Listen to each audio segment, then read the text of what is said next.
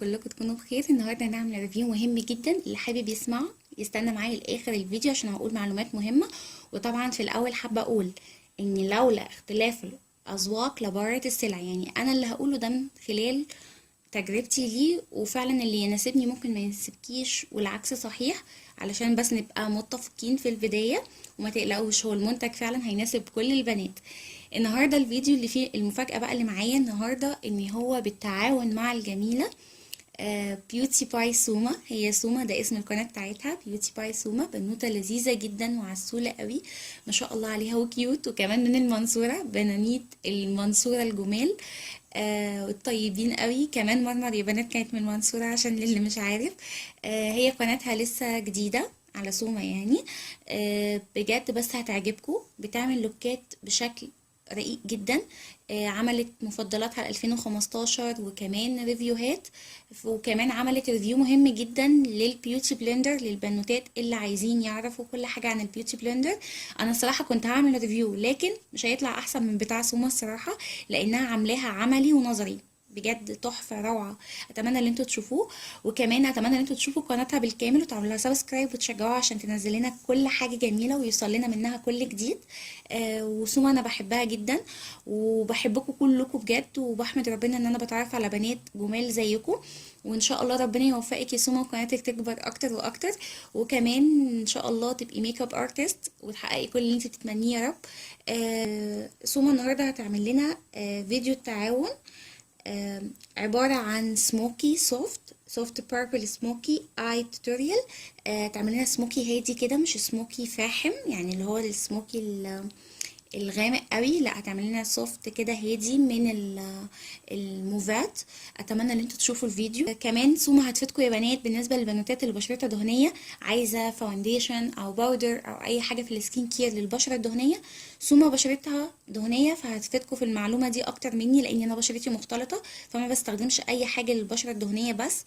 النهارده بقى واتمنى ان انتوا تشوفوا فيديو التعاون وتقولوا لنا رايكم فيه، بس بعد ما كلنا نعرف الاختراع ده ايه بالظبط، نسمع عنه كل حاجه وكلنا نروح مع بعض. هسيب لكم لينك القناه بتاع سوما تحت الفيديو علشان كلنا نبقى نشوف الفيديو كلنا مع بعض بعد ما نشوف ده.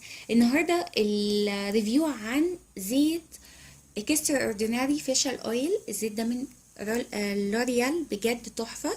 انتشر قوي السنة اللي فاتت في بدايتها، انا جبته شهر 4 2015، يعني تقريبا في اواخر الشتاء اللي فات. كان من ضمن مفضلاتي. الزيت ده فعلا روعة، لاني بجد مكون من 8 زيوت غنية جدا بتمدك بكل حاجة للبشرة، من حيث التفتيح من حيث كل حاجة. نتعرف على الزيوت بتاعته مع بعض، وبعد كده هقول لكم تجربتي بالكامل خلال سنة او اقل من سنة بشهر واحد.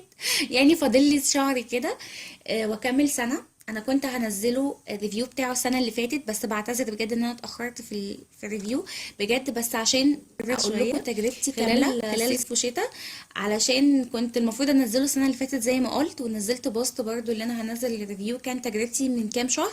لكن حبيت ان انا تجربتي تكون اعمق من كده علشان لو ليه عيوب اشوفها. فالحمد لله ما طلعش فيه عيوب خالص، وهنشوف برضو مع بعض. هو مكون من 8 زيوت غنية جدا.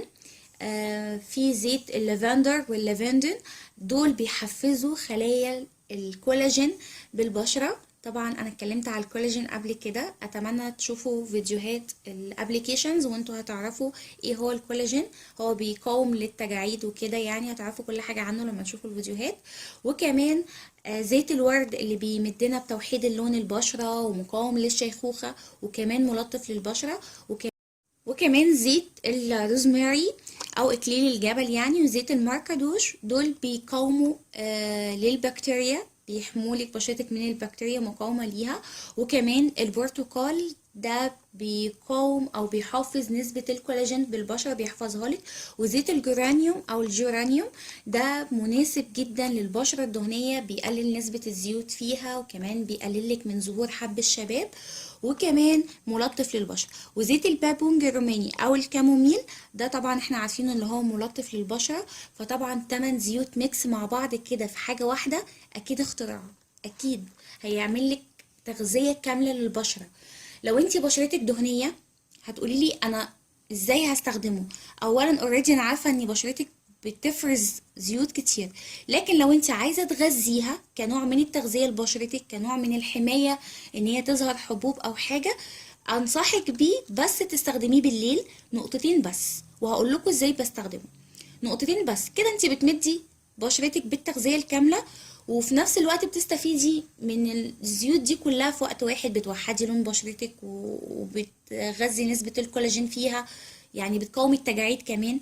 يعني حاجة فعلا مذهلة.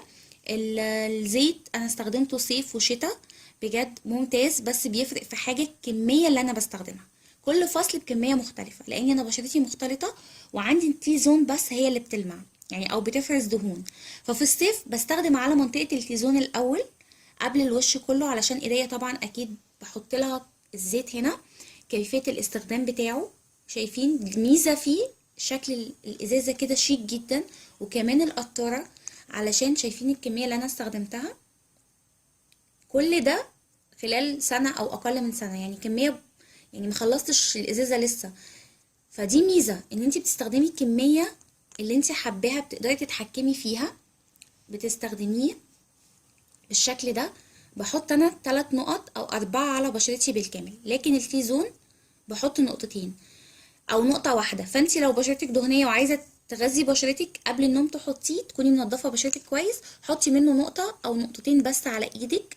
طريقة استخدامه، وبتبدأي ان انتي تدلكي ايدك بالشكل ده عشان ياخد حرارة الجسم كويس، بيبقى على الاطراف وعلى الايد كلها بالكامل. وابتدي اجيب بشرتي اللي هي وجهي، وابتدي ان انا اعمله بطريقة الايه، الطبطبة. شايفين اللمعة؟ ميزته بقى ان هو خفيف، مش قوام الزيت. يعني عايزه اقول لكم على فكره معلومه او ملحوظه عني، انا ما بحبش قوام الزيوت خالص، ولا عمري حطيت زيوت على بشرتي لاني مش بحبها حتى في الماسكات. لكن لما جربت ده بجد قوامه خفيف، مش الزيت اللي هو الزيت، لا خفيف، مش بتحسي بطبقه على بشرتك خالص. بتحطيه مجرد ما بتحطيه وتدلكي يعني، وكمان ممكن تحطيه على ايديكي بيروح على طول، يعني بتمتصوا البشرة بسرعة وبسهولة جدا. يعني بصوا في لمعة، هنشوف لحد ما نخلص الفيديو اللمعة دي هتفضل ولا لأ. يعني القوام الزيتي، لكن اللمعة الصحية بتفضل في بشرتك. كمان حلو قوي للأظافر، بيقويها لما أنا بمسح بيه ضوافري على فكرة. وكمان الجلد اللي حوالين الأصابع هنا شايفين ناعم، مفهوش أي زيادات خالص. بيحافظ لي على الجزء ده ان هو يفضل مرتب على طول عشان ما يتقشرش ويبقى منظره وحش يعني. وكمان ممكن تستخدميه المناطق الخشنه اللي في جسمك كلها زي الاكواع، الركبه. ممكن تستخدميه قبل المكياج، بينعملك الفاونديشن. كمان ممكن تستخدميه بعد المكياج من فوق كده، نقطة واحدة على ضوافرك وتحطيه على عظمة الخد، بيديكي لمعة صحية. هي مش بتبقى لمعة زي البرونزر او الهايلايتر، لا، بس بتبقى لمعة صحية. زي ايدي كده، شايفين ايدي بتلمع، خدت لون بسيط بس بتلمع. دي لمعة صحية، هو بيديكي نفس اللمعة دي على خدك، فبتبقى لمعة صحية جدا. ففعلا انصح بيه بشدة، بالذات البنات اللي بتعاني من جفاف شديد. الزيت ده فعلا هيخلي بشرتك حاجة تانية، هيغيرها لك. وعايزه اقول لكم ان انت اللي بتتحكمي في الكميه اللي انت بتحطيها. يعني ما تحطيش كتير وما تحطيش قليل. ما تحطيش مثلا 7 نقط 8 نقط وابتدي واروح موديه على بشرتي، لا، لاني مش بالكتره. يا بنات، انا بستخدمه الاول، وبعد كده بحط لو بالنهار بحط كريم فيه سان بلوك ده او ده، وبالليل نفس الكلام برضو. وممكن ساعات احطه ومحطش عليه اي كريمات خالص، بسيبه كده لوحده برضو بيغنيني. فمفيد قوي. في الشتاء بتستخدميه حوالي 3 مرات في اليوم عادي. بتحطي عدد النقط زي ما قلت لك، ممكن 3 نقط او 4 على حسب بشرتك. وفي الصيف كفايه قوي مرتين، مره الصبح ومره بالليل. ولو هتخرجي بيه في الشمس انصحك تحطي سان بلوك علشان يحميكي من الشمس، من الاشعه يعني. ما تغمقيش شويه، لان زيوت او كريم مرطبات ما فيهاش سان بلوك بتغمق البشره شويه من الشمس. فدي نصيحتي ليكم. كمان كتر المرطبات بكثرة على البشرة بيضعفها، وبيخلي لك الخلايا فعلا ضعيفة. فانتي ما تحاوليش تضعفي خلايا بشرتك، انتي عايزة تقويها فتستخدمي كمية فعلا بسيطة. مش الحكاية بالكترة ان انا احط وخلاص، لا، يعني كمية بسيطة. شوفوا انا قلت لكم قد ايه، شايفين الكمية دي؟ يعني سنة، هو شهر يعني، سنة، يعني كمية قليلة جدا. في بنات ممكن تخلص لك الازازة في خلال سنة، لا انا مش عايزة كده. يعني هي كمية قليلة هتفيدك جدا والله منه. انا مش على حكايه ان انت تخليه او لا، بس هو علشان فعلا كميه بسيطه بتتغذى، ممكن تحطي كميه كبيره وبشرتك ما تاخدش اي تغذيه خالص. كمان ميزته بقى التانية غير الازازه، وغير ان هو بيتحكم فعلا في الكميه، ان من مجرد ما بتفتحيه بيقعد معاكي 18 شهر، يعني سنه ونص، مده طويله جدا. فدي ميزه. وكمان مناسب لجميع اعمار السن، من 20 ل 60 سنه. فحلو جدا، يعني ينفع ليا ولمامتك ولجدتنا، يعني كل انواع الاعمار وكل انواع البشره. وفعلا بيمنح البشره اشراقه غير عاديه. فانصحكم بيه.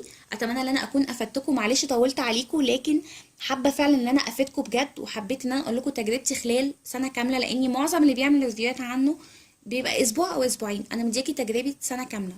عيوب؟ مفيش عيوب خالص. لو انت بشرتك دهنيه وبرده خايفه، بعيدها تاني، ان انت استخدمي منه نقطتين فقط لا غير، ما تكتريش اكتر من كده. وقبل الميك اب نقطه واحده كفايه على المنطقه اللي انت هتحطي عليها الفاونديشن بس. بس هو فعلا ممتاز ويستاهل دي ثمنه. شكل الباكج بتاعته لما بتجيبيه من الصيدلية. انا جبته من بوتس، وسعره كان في حدود 90 او 93 ريال، مش فاكرة، يعني ب180 او ب185 جنيه مصري، عشان بس بس هو البنوتات اللي فعلا بيسألوا على ممتاز الاسعار. وانصح بيه. واتمنى ان انا اكون افدتكم. لو عجبكم بقى الفيديو ما تنسوش تعملوا لي لايك وسبسكرايب لقناتي، لو بتشوفي قناتي لاول مره طبعا تنوريني.